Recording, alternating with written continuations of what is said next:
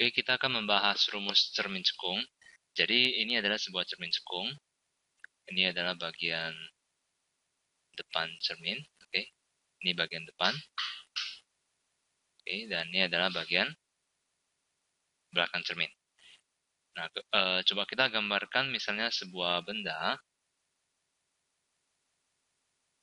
Sebuah benda, misalnya saya letakkan di ruang 3. Oke, kemudian dengan sinar istimewa, sinar datang sejajar sumbu utama, dipantulkan melalui titik fokus, kemudian sinar datang melalui titik fokus, dipantulkan sejajar sumbu utama. Maka kita akan mendapatkan bayangan di ruang 2. Oke, seperti yang telah kita pelajari dalam video sebelumnya. Oke, saya hapus dulu sinarnya biar lebih gampang. Ini adalah tadi bayangannya yang terbentuk. Oke, masih ingat kalau benda di ruang 3, bayangan yang terbentuk itu di ruang 2 dan diperkecil. Oke, sekarang kita lihat ini adalah benda. Kemudian ini adalah bayangan. Oke, nah ada istilah namanya S. Oke, S itu adalah jarak benda. Oke, jarak benda itu ini. Kita anggap ini adalah titik tengah cermin. Oke, dari sini jaraknya ke benda itu disebut sebagai S atau jarak benda. Oke, kemudian S-aksen itu adalah jarak bayangannya. Jadi jarak bayangan itu adalah dari titik tengah ke bayangannya. Oke, ini adalah S-aksennya, jarak bayangan. Kemudian ada F, yaitu jarak fokus. Oke, jarak fokus juga sama. Jadi semuanya itu dihitung dari titik tengah ini. Oke, titik O ini. Oke, jarak fokus itu adalah dari O ke F. Oke, dari O ke F. Ini adalah jarak fokus. Oke, beda dengan ini adalah titik fokus. Oke, ini titik fokus. Dan ini adalah jarak fokus. Oke, sampai jarak fokus. Oke, kemudian R itu adalah jari-jari lengkung cermin.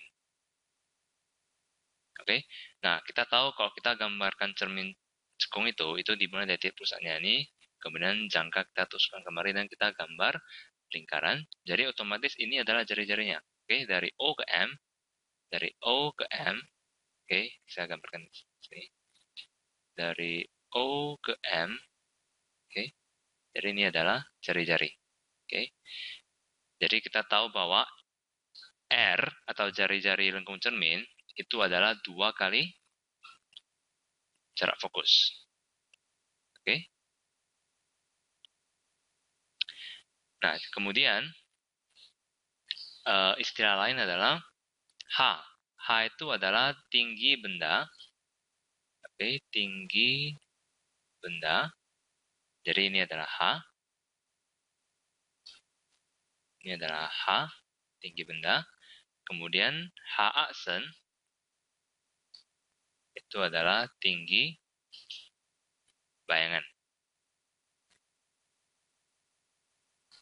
H-aksen. Oke, ini adalah tinggi bayangannya. H-aksen. Oke, jadi rumus yang berlaku pada cermin cekung itu adalah 1/S. Oke, 1/S ditambah 1/S aksen sama dengan 1/F. Oke, jadi 1 per jarak benda ditambah 1 per jarak bayangan itu sama dengan 1 per fokus cermin. Oke, jadi kalau ini kita kali 2, ini kali 2, maka akan menjadi 1/S tambah 1/S aksen sama dengan 2 per 2F. Dan kita tahu 2F itu adalah 2F itu adalah R atau jari-jarinya. Jadi bisa kita tulis 1/S ditambah 1/S aksen itu sama dengan 2 per R. Jadi inilah rumus untuk cermin cekung. Inilah adalah hubungan antara jarak benda, jarak bayangan, dan fokusnya, maupun jari-jarinya. Nah, kemudian ada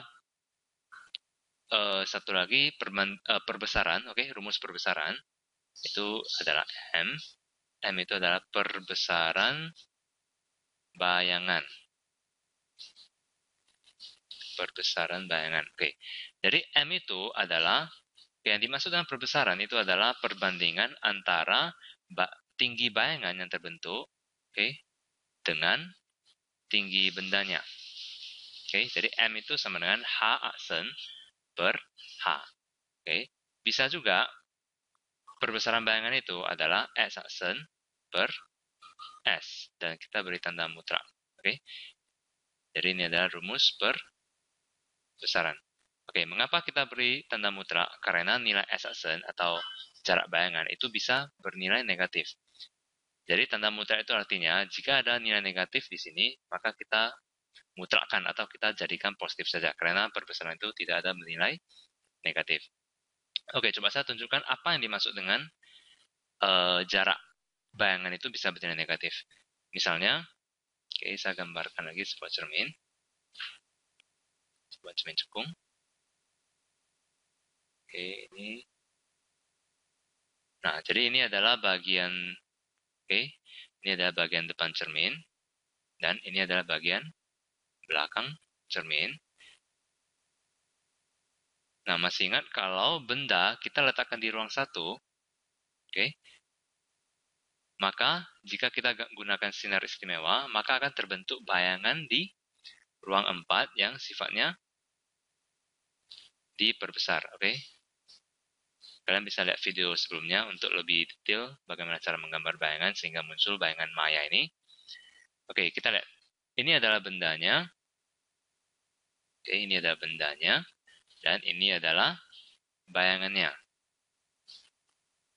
Oke, bayangan yang terbentuk di belakang cermin itu adalah bayangan maya. Oke, jadi ini adalah bayangan maya. Jadi bayangan maya itu S aksennya bernilai negatif. Oke, jadi misalnya kalau jarak benda, misalnya ini misalnya 2 cm ya. 2 cm. Nah, dan jarak bayangan itu adalah misalnya 3 cm. Oke, maka ketika kita masukkan ke rumus, itu kita masukkan S aksennya bernilai negatif 3. Negatif 3 cm. Kenapa? Karena bayangannya itu adalah bayangan maya. Jadi ingat, kalau bayangan maya kita gunakan tanda negatif. Kalau bayangan nyata, kita gunakan tanda positif. Nah, untuk lebih jelasnya, video berikutnya saya akan sertakan contoh soal. Jadi dalam contoh soal itu kita bisa melihat penggunaan rumus ini dengan lebih jelas.